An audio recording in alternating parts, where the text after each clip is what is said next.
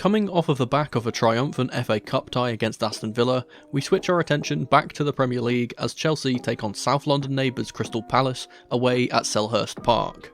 Lads, lasses and the rest of the masses, welcome to the lead-in. Let's set the scene here.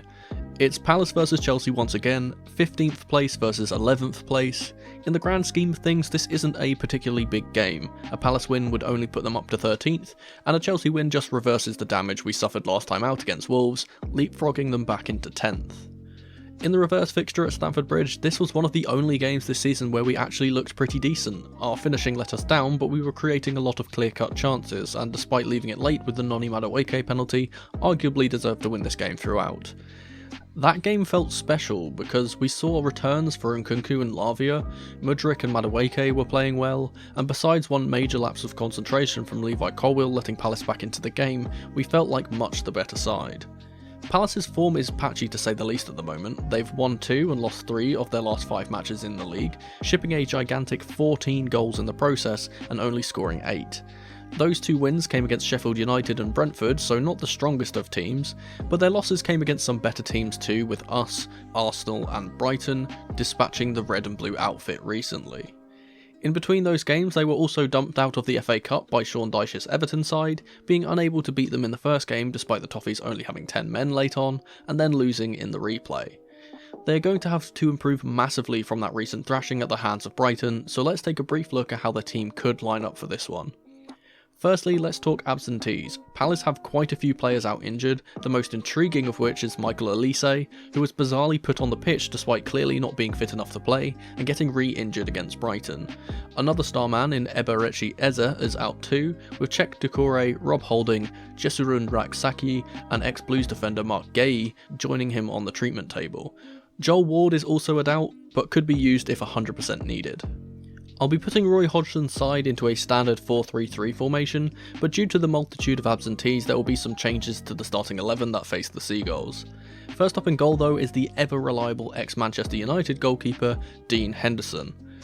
The defence is going to be one of the places that sees change, but the right back is not one of those. I fully expect new signing Daniel Munoz to continue in this position. The centre-back partnership will be swapped around a little. I believe that Chris Richards will drop from the midfield back into the right centre-back spot, and next to him will of course be the ever-impressive Dane Joachim Andersen. Over on the left to finish the defence off will once again be Tyrick Mitchell. Moving into the midfield, there will be change here too, starting with the deeper midfielder of the three. As Richards has dropped back, it seems the obvious replacement will be to put in Adam Wharton for his full debut. The 2 more advanced centre-mids will come in the form of Jefferson Lerma on the right and ex-Watford man Will Hughes on the left. For the 3 up top, I don't think this will change from the Brighton game, so on the right side I expect Jordan Ayew to play. Opposite him on the left will remain Jeffrey Schlupp, and finally down the centre will be Jean-Philippe Mateta to lead the line. There is a chance that França could rotate into one of the winger roles here, but I don't expect that in truth. As I said, just a brief overview of what I expect their team to look like. I'm not going to go into much more detail as we've played them just over a month ago, but I'll touch on a few things a little bit later, so stick around. Instead, let's quickly take a look at how Chelsea could line up. We have so many options at our disposal now in attack that I could see multiple sets of personnel here, but I'll be predicting what I expect to see from Pochettino as always, and then give my personal lineup afterwards like I often do. So hopefully we'll be lining up in a similar way to how we did against Aston Villa in the Cup, in this hybrid 4-2-3-1 or 4-4-2. Starting with the goalkeeper, it's of course going to be Georgia Petrovic, who will be hoping this time he doesn't get robbed of his clean sheet by the defenders in front of him. The back 4 is going to be similar to the 4 that started against Villa. Starting on the right will once again be Malo Gusto, who was excellent in midweek. The centre-back partnership will change due to injury, with Axel Disasi retaining his place alongside the incoming Thiago Silva, who replaces the injured Benoit Badiashile. Finally, over on the left I'll be putting in Ben Chilwell once again, who was much improved against Villa. Moving into the midfield, we'll start with the right mid, and I would expect Noni Madueke to retain his place because he was absolutely on fire last time out. The 2 central midfielders won't change. As always, we will see that wonderful combination of Enzo Fernandez and Moises Caicedo, who were absolutely dominant in that Villa game. Finally, on the left hand side, I'm going to be putting in Nico Jackson once again. Pochettino has said that he believes Jackson plays better without his back to goal, so I reckon he'll do this shift once again. The two up top will change in my opinion. This might sound blasphemous, but I expect Cole Palmer to drop out of the team in favour of Christopher Nkunku. This is because the player next to him, Conor Gallagher, is so vital, in Pochettino's eyes anyway, to this 4-4-2 system defensively, and as Nkunku isn't as willing to press as Conor and will obviously be coming back into the side, I think Cole is the more like-for-like change here. This is what I am expecting, but what would I personally change? Well, there's a couple of things I could see changing. Firstly, if he's deemed fit enough to play, Levi Colwill has to start over Thiago Silva in that left centre-back spot. Our defence looks so well balanced without Thiago in the side, and Levi has been great anytime he's played in his favoured position this season. Cole Palmer could retain his place over on the right in favour of Noni Madueke in truth, but I'm trusting Pochettino's I play players on merit viewpoint and sticking with the former PSV man because of that. The only other change I'd like to see is Mykhailo Mudryk playing on the left with Jackson going back up top. Last time out against Palace, Mudryk looked absolutely class and was combining beautifully with Nkunku and Jackson. I'd love to see all three start, but I don't expect it to happen with Conor being in the lineup. I'd also love for Carney Chukwuemeka to play, but in this 4-4-2 he just doesn't neatly fit into any of the positions. If we played a different system, I'd like to see him play. So those are my lineups, and I'd like to hear from you guys too, so for today's question of the day, answer me this. When everyone is fit, what do you think is our best lineup in this 4-4-2 system, and why? Let me know in the comments below with QOTD at the start as always.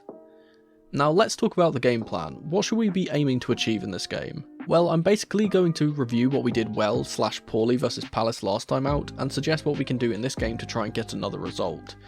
The main thing we did well against Palace last time was to navigate the high press that they put us under from the beginning of the game, withstand their early pressure and settle into the game, scoring early. We didn't have Enzo in the side that day, but Caicedo and Gallagher did ever so well in the middle to play through the Crystal Palace press, but more importantly, if they weren't able to, draw fouls instead. Palace set up very offensive against us last time, but with the changes to the side I could foresee them being a little more pragmatic and utilising long passes up to Mateta, who was a really big nuisance the last time these two sides faced off. That day we had Disasi and Badiashile as our centre-backs, and they were able to just about deal with the Frenchman, who is a really decent target man. This time out I believe we will be playing Thiago Silva, and I do worry that he might struggle against the height, strength and surprising pace of Mateta. So we'll have to try and cut these passes out at the source, or put Palace under immense pressure so these passes go wayward. Palace also like to utilise the wide areas usually, but with Elise not in the side and us set up in this 4-4-2 with cover out on those wings for our fullbacks, I don't think they'll be as effective in that regard. When we are on the ball, I'd like to see us utilise the same style of passing that we saw in the reverse fixture, with Chelsea playing some really neat, snappy, one-touch passing in and around the area. I think this will be easier to do with Enzo now in the side, and if we opt to drop Caicedo into that centre-back area like I discussed in my previous video, we could foresee Palace falling into the same traps that Villa did if they try and press us like they did last time out. We'll need to be far more clinical than we were in that game. We had so many good chances and only took one of them, Mykhailo Mudryk's goal in the first half. After the ruthless performance we just put in against Villa, I expect us to be equally as dominant here and put the game beyond Palace as we so often have. A win here would set a record for Chelsea Football Club, with Palace becoming the opponents that we have beaten the most times in a row in our entire league history, with 13 wins on the spin.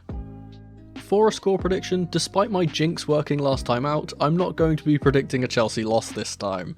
I think we'll win this game quite comfortably, and I'm going to say that Chelsea will beat Palace 3-0. Our goals will come from Jackson and Nkunku, and I reckon Gallagher will get on the score sheet once more, like a London bus. Another random prediction, I reckon Malo Gusto gets player of the match in this game. I think this will be a good game, but might be frustrating at the start.